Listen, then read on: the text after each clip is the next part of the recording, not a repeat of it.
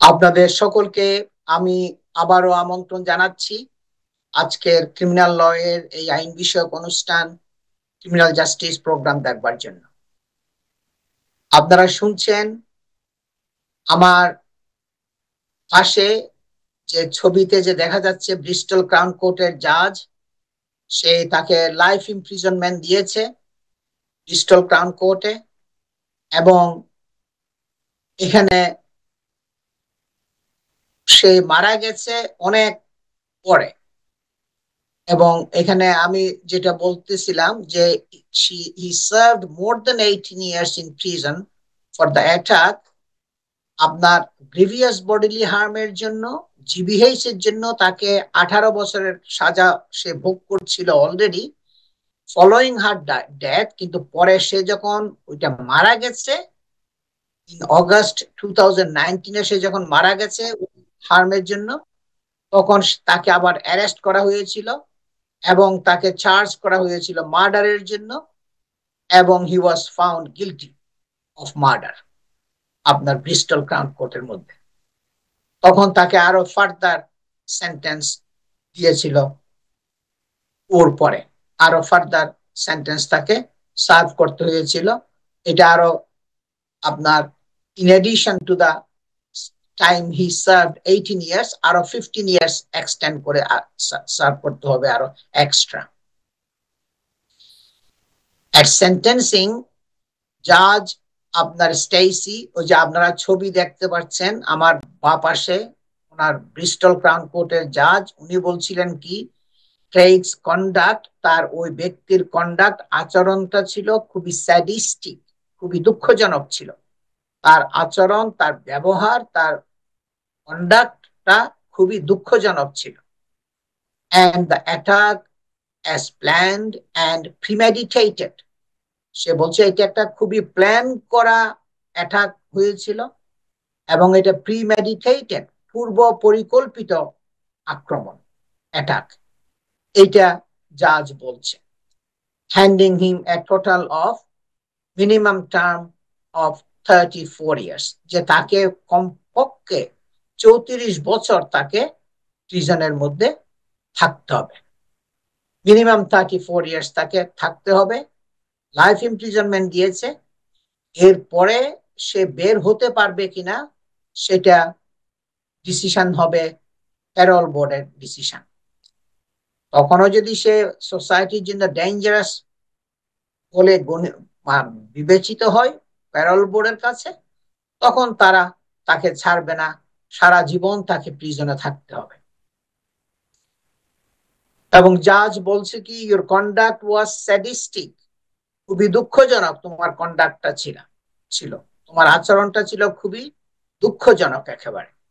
deliberately setting her head and chest on fire the way you did, তুমি ইচ্ছাকৃতভাবে তার মাথায় এবং শরীরের মধ্যে, চেস্টের মধ্যে তুমি আগুন লাগিয়ে দিয়েছ, এবং যার কারণে সে অনেক বছর পর অনেক কষ্ট করে সে সার্ভাইভ করছিল এবং সে এখন মারা গেছে।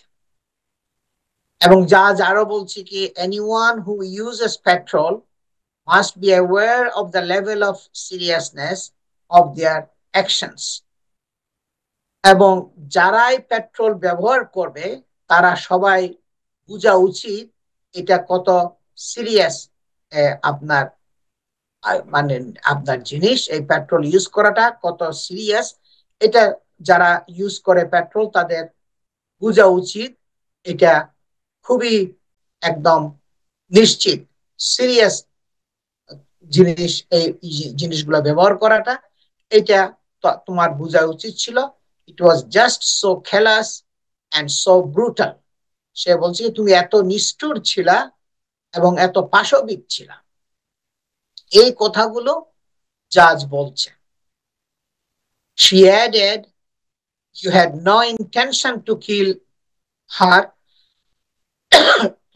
তোমার হয়তো কিল করতে চাও নাই, but in your case this has reduced significance almost to vanishing point, because the risk of her dying from what you did to her was so obvious.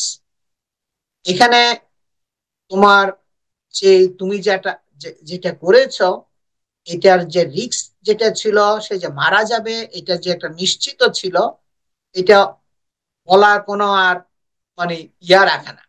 তুমি জানতে যে সে মারা যাবে এই ধরনের একটা সিরিয়াস আঘাতের উপরে, এবং তোমার যে যে তোমার সে বলছে কি আহ, দা- তোমার যে significance almost to vanishing point, যে তোমার এইটার তোমার যে যে তোমাকে যে ইন্টেনশন টু কিল যে তোমার ছিল না, এটা যে বলবো এটা একদম ভ্যানিশিং পয়েন্ট। কারণ হইলো কি, এটা তোমার বোঝা উচিত ছিল, এটা তার ভয়াবহতাটা খুবই বেশি ছিল। এটা তোমার বোঝা উচিত ছিল যে পেট্রোল যারা ব্যবহার করে তারা কত ডেঞ্জারাস হতে পারে, এটার পরিণাম কত খারাপ হতে পারে, এটা তোমার বোঝা উচিত ছিল। এগুলো আপনার জাজ বলছে। দর্শক, আমি আমি কন্ট্রোল রুমকে রিকোয়েস্ট করছি, আপনারা প্লিজ জাজের স্পিচটা বাকি অংশটুকু আরো প্লে করেন এখন। In October 1999, Jackie described the devastating and life-changing effect the injuries had had on her, both physically and psychologically. You have heard her statement being read in court today. But even in this statement, she underplayed the extent of her disability and focused on the positive. Sonna and Shane gave a more unvarnished account of how hard it had been for Jackie, as did the medical experts that we heard from at trial. She was always in pain and suffered from depression and nightmares and was suicidal at times. Her courage to survive in defiance of her injuries and trauma shines out in her statement, and she was determined to give evidence at your trial in 2000. As we've heard, you were convicted of causing Jackie grievous bodily harm with intent on the 10th of May 2000. You received a discretionary life sentence with a notional determinate sentence of 18 years and a specified period of 9 years. At the same time as you were convicted and sentenced for the attack on Jackie, you were also convicted of the GBH and rape of another woman on the 23rd of January 1999, who, incidentally, you had started a relationship with shortly after you had burnt Jackie. For those offences, you were given notional determinate sentences of 6 and 8 years, respectively. Jackie and her family were told that she would live for just another 10 years because of the injuries you had caused her. Against the odds, she survived for more than twice that, to see her children married and to know her grandchildren. With the help of her family, especially devoted Sonna and Shane, and good friends, she was determined to lead as full a life as she could. But her injuries and disfigurement were horrific. Her lungs and breathing were permanently damaged, and breathing was difficult. Eating and drinking was hard because of both her very restricted mouth opening and the tracheostomy. She was in and out of hospital and the GP surgery with complications for the rest of her life. Although she had no vocal cords, she tried to learn to speak again, but it was very challenging and frustrating for her not to be understood. She suffered abuse in the street because of the extent of her facial scarring, but she soldiered on and continued to go out when she could. In August 2019, Jackie's intestines became swollen for some unknown reason. The extensive scarring to her body meant that, unlike normal skin, her abdomen could not expand to accommodate the swelling. As a result, the pressure inside was too great. Her diaphragm ruptured and her bowel forced its way up into her right lung cavity, causing her lung to collapse and impacting on her breathing. She was too frail for surgery, and the doctors had to tell Sonna and Shane that her life could not be saved. Shane and Sonna rushed to be with her, comforting and loving her in her final few hours as she died. Even then she was fearless, asking Sonna to tell her if she was dying. You had caused her death by setting fire to her, and as the jury unanimously found, you had murdered her. Jackie's death caused unimaginable pain for her children and family. I want to pay tribute to the courage of Sonna and Shane for their victim impact statements, eloquently describing their mother and their loss. I couldn't help thinking what a credit they both were to themselves and to Jackie, and how proud she would have been if she could have heard Sonna read her statement in court today, just as they were so proud of her. I shall now turn to you. You were born on the 23rd of May 1964 and are now aged 58. You were 33 when you set fire to Jackie and 55 when she died. You do not appear to have had a troubled background. You did well exams and qualified as an electrician. You have, however, got a considerable number of previous convictions, 9 convictions for 18 offences between 1986 and 1997, matters such as theft, burglary, public order offences, and drink and drug offences. Although none were for serious violence, you were convicted for assault occasioning actual bodily harm, which cannot have been a trivial matter since you received a 9-month custodial sentence. And shortly before this offence, you were convicted for possession of an offensive weapon. But since there were no serious violence matters, I shall treat your previous convictions as neither an aggravating nor a mitigating factor, but merely neutral.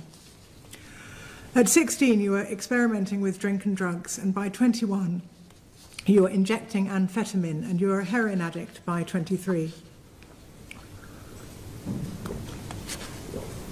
You were unsuccessful in breaking free from drink and drugs and have been drinking heavily for several days when you attacked Jackie in 1998. After your sentence in 2000, you were released from prison on the 25th of September 2015 when the parole board considered it safe, but you were recalled on the 8th of June 2018. You had resumed drinking and were not open and honest with your offender manager. You have now acknowledged that you're an alcoholic and have enrolled in the Alcoholics Anonymous 12 Steps program. On 2nd April 2019, you were again released on licence with a number of conditions until you were recalled to prison for this matter. I have read the parole board papers. I can see that there are some positive steps that you have tried to take to acknowledge your issues around alcohol, and you have expressed a desire to practice abstinence. But until recently, you have also continued to minimise your responsibility for your crimes, blaming the offences on alcohol and also at times partly on the victims. I've taken account of the statement from the mother of your 2 children from 40 years ago that I was given this morning at court, but I cannot accept her assertion that you have always been remorseful in light of 2 matters. Firstly, your behaviour after the attack, and secondly, the full file of parole board papers. You have, however, now accepted that the violence against Jackie was planned and that the road trip was a ruse to carry out the attack. You have acknowledged what the parole board rather politely describe as your adversarial attitudes to women, and you now admit having sought revenge out of jealousy and perceived slights when you attacked Jackie. You were also candid enough to admit to the parole board that when you panicked after you had set fire to Jackie, your panic was more for your own safety than for Jackie's. To your credit, your behaviour in custody has been largely good. On one occasion, you were described as a model of an enhanced level working prisoner, and I have also noticed that you received an excellent reference from the manager of the Great Dane Adoption Society when you did Community Service Day release. Murder is so serious an offence that a life sentence is mandatory, and I must specify the minimum term of imprisonment which you will be required to serve by reference to Schedule 21 of the Sentencing Act 2020, as I am satisfied that the date of the offence of murder was committed on the day that Jackie died, for the reasons set out in my separate judgment. I conclude that the starting point. দর্শক, আপনারা শুনছেন জাজের speech, আরো বাকি আছে, বাকিটুকু আমরা last সেগমেন্টে দেখাবো।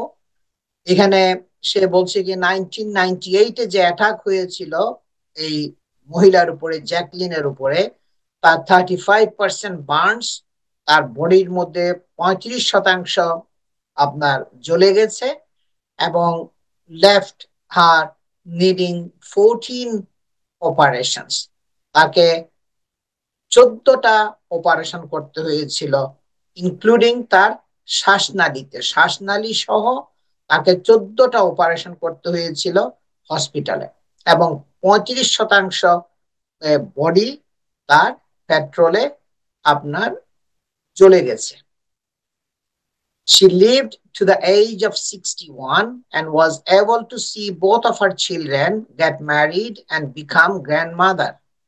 সে খুব লাকি ছিল, সে মানে আপনার 61 ইয়ার্স পর্যন্ত সে বেঁচে গেছে এবং সার্ভাইভ করছে, এবং সে তার বোথ চিলড্রেন, তার মানে ছেলে এবং মেয়ে দুজনের আপনার বিয়ে হয়েছে, they got married and she has seen the grandchildren also.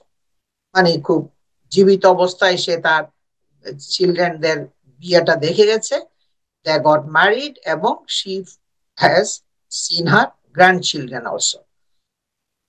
And জাজ এগুলো সবগুলো বলছে, আপনারা শুনছেন, but she died the day after she was admitted to the Royal Bath Hospital in 2019.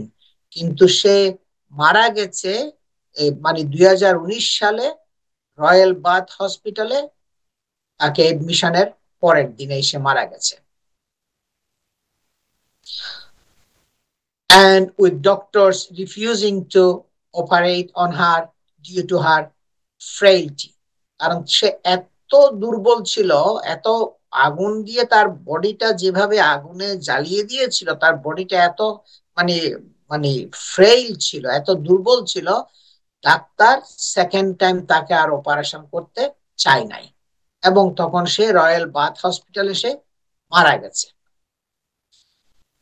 এবং justice Stacey, Mrs justice Stacey, যে Bristol crown কোর্টের জাজ, উনি বলছেন কি, ট্রিবিউট টু মিস কার্ক, এই মহিলাকে সে খুব ট্রিবিউট দিয়েছে, প্রশংসা করেছে, এবং তাকে বলছে কি, who was only expected to live for 10 years. আমরা মনে করছিলাম কি সে তার বডিটার মধ্যে যেভাবে আগুন জ্বালে দিয়ে, পেট্রোল ঢেলে দিয়ে যেভাবে আগুন জ্বালিয়ে দিয়েছিল পুরো বডিটাকে, তারা মনে করছিল কি যে 10 বছর হয়তো বাঁচবে, কিন্তু due to her injuries and but against the odds survived for more than twice of that, এবং সে কিন্তু প্রায় ডাবল, তার মানে 10 বছরের চাইতে আরো অনেক মানে ডাবল টাইম সে সার্ভাইভ করছে। ওইটা অনেক প্রতিকূলতার মাধ্যমে, অনেক আপনার মানে স্ট্রাগলের মাধ্যমে সে এই টাইমটা সার্ভাইভ করছে তার লাইফের মধ্যে। এগুলো সব আপনার জাজ বলছে, এবং জাজ আরো বলছে কি, with the help of her family, যে তার ফ্যামিলির যে হেল্পের মাধ্যমে, she was determined to lead his as full life as she could, যে সে তার ফ্যামিলির মেম্বাররা যে খুব হেল্প করছিল, এবং তাদের হেল্পের মাধ্যমে she tried to live the life as full as she could, মানে যতটুকু পারে সে তার জীবনটা মানে পরিপূর্ণভাবে চালানোর এবং বেঁচে থাকার জন্য চেষ্টা করছিল। এবং জাজ বলছে কি, what a remarkable and impressive women she must have been, এবং জাজ বলছে কি সে কত রিমার্কেবল এবং impressive women she must have been, সে কত উল্লেখযোগ্য, রিমার্কেবল এবং খুবই ইমপ্রেসিভ, খুবই হৃদয়স্পর্শী মহিলা। এই কথাগুলো, এই শব্দগুলো জাজ ব্যবহার করছে তার জন্য। এবং but due to the extent of her injuries it was a dummy life that left her suicidal at times, she said. কিন্তু সে আর বডিটাকে যেহেতু মুখে, হাতে, পায়ে, চেস্টে, বাটকে, থাই সব জায়গায় যেহেতু পরাইয়ে দেওয়া দেওয়া হয়েছিল, এটা একটা তাকে মানে মানে পুরো বডিটা একটা সে ডিফারেন্ট শেপের মধ্যে চলে গেছে। এবং এটা একটা ড্যামি লাইফের মধ্যে, এটা কোনো একটা পূর্ণাঙ্গ লাইফ তার ছিল না। সে যখন রাস্তায় বের হতো মানুষে তার দিকে দেখে থাকতো, কারণ তার এটা মানে সব সবকিছু আমরা বিকৃত হয়ে গিয়েছিল তার বডিটার মধ্যে। এবং এবং জাজ বলছে কি সে অনেক সময় সে নিজে নিজে সুইসাইড করতে চাইছিল এর জন্য। এগুলো খুবই বেদনাদায়ক, খুবই কষ্টকর ঘটনা। সে অনেক কষ্ট করে সে সার্ভাইভ করছে। She was always in pain, সব সময় তার পেইনের মধ্যে ছিল। সাফার্ড ফ্রম ডিপ্রেশন, সে ডিপ্রেশনে ভুগছিল। অ্যান্ড নাইটমেয়ার, এবং তার নাইটমেয়ার হয়েছিল এবং ডিপ্রেশন হয়েছিল, এবং তার লাইফটা পূর্ণাঙ্গ ছিল না। এটা একটা ড্যামি লাইফ ছিল, জাজ বলছে।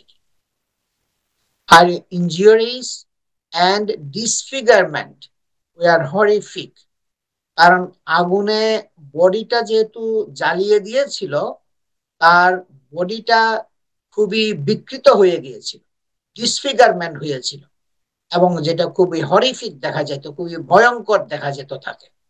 এই পুরা আগুনে পোড়া বডিটা খুবই একটা ডিসফিগারমেন্ট হয়েছিল এবং হরিফিক, খুবই ভয়ঙ্কর দেখা যেত। ব্রিদিং ওয়াজ ডিফিকাল্ট, সে ব্রিথ করতে পারতো না, শ্বাস প্রশ্বাস নিতে পারতো না, খুবই কষ্ট হতো। Eating and drinking were hard, তার পক্ষে খাওয়া দাওয়া করা এবং মানে কোনো কিছু পান করা খুবই ডিফিকাল্ট ছিল। সবকিছু মিলে তার জীবনটা ছিল একটা ডিফিকাল্ট লাইফ, একটা ড্যামি লাইফ। এটা পূর্ণাঙ্গ জীবন ছিল না, সে যদিও বেশ কয়েক বছর বেঁচে গেছে। She suffered abuse in the street because of the extent of her facial scarring. যখন রাস্তায় বের হতো মানুষে তাকে তিরস্কার করত, কারণ তার মুখে, গায়ে, বডিতে, বাটকে, থাইতে সব দিকে বিকৃত হয়ে গেছে আগুনের মানে পোড়ানোর ফলে। এটা স্বাভাবিক ছিল না, তার মানে ছবি, তার আকৃতিটা একটা বিকৃত ছিল সবকিছু, যার জন্য অনেকে তাকে তিরস্কার করত, অ্যাবিউজ করত, এবং সে এগুলো সাফার করছে তার সারা জীবনের। আমি ব্রেকের পরে আবার ফিরে আসব। আমি আজম এন্ড কো সলিসিটরস এর প্রিন্সিপাল সলিসিটর শাফিউল আজম। সবাই আমার সাথেই থাকুন। আমরা জাজের স্পিচটা বাকি অংশটুকু আমরা নেক্সট সেগমেন্টে আরো শেষ করব।